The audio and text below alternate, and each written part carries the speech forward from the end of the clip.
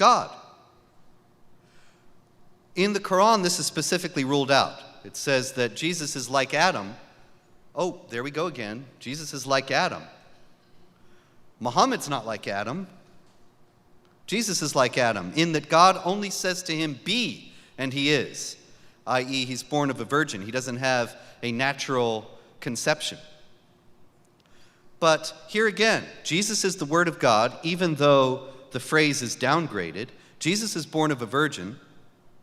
Jesus is like Adam, which is obviously a trace of the Christian understanding of Jesus as the new Adam.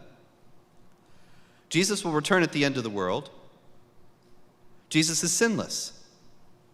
How on earth could it be that Jesus enjoys all these singular privileges and Muhammad does not, and yet Muhammad is the greatest prophet? Well, obviously, it can be in historical terms because Islam is a false religion that was constructed out of material that is largely Christian and also Jewish to some degree.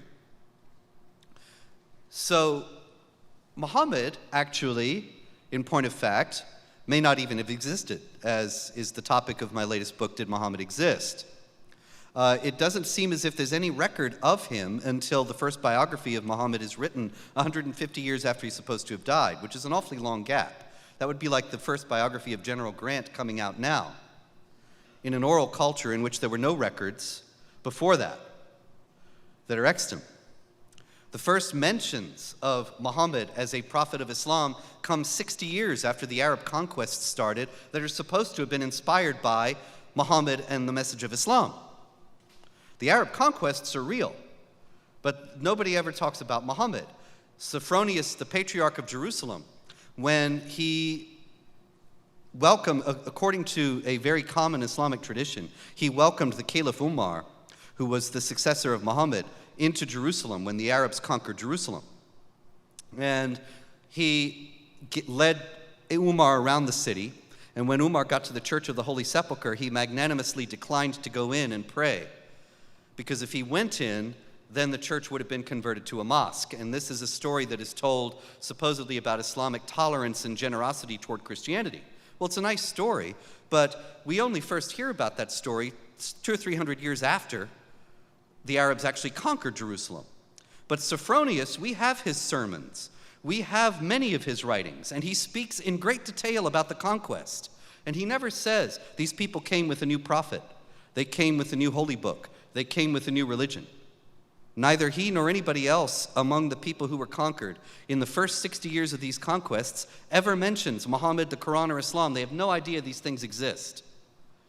They were cooked up later, and when they were cooked up for political reasons in order to give unity and focus to the empire. In those days, empires were held together by a religion. The Byzantine Empire was Catholic at that time. The split between the Catholics and the Orthodox came later. And the Persian Empire was Zoroastrian. The new Arab Empire cobbled together this religion. When it did, it used a great many Christian texts and Christian teachings and Christian sources, such that you have kind of adulterated, half-digested, partially understood teachings of Christianity that are in the Quran. But if you're going to speak about divine inspiration in terms of the Quran at all, it's in those passages. Obviously, I don't think that the Quran is a divinely inspired book, and obviously there are a great many reasons to think it's just the opposite.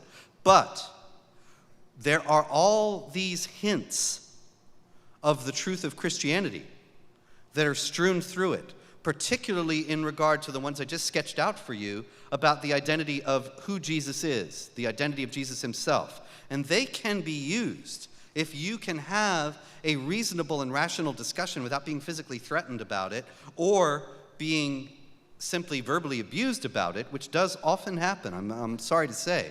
If you can have a discussion with a Muslim of goodwill about these questions and problems in the Quran, you can lead him, and it has been done, to a new understanding of who Jesus is that leads straight into the Catholic Church.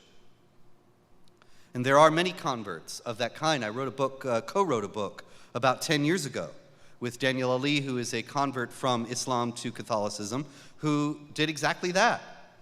He had Christian friends, and he got curious, and he started to read the New Testament, and he started to read the Quran and study it closely in what it taught about Jesus.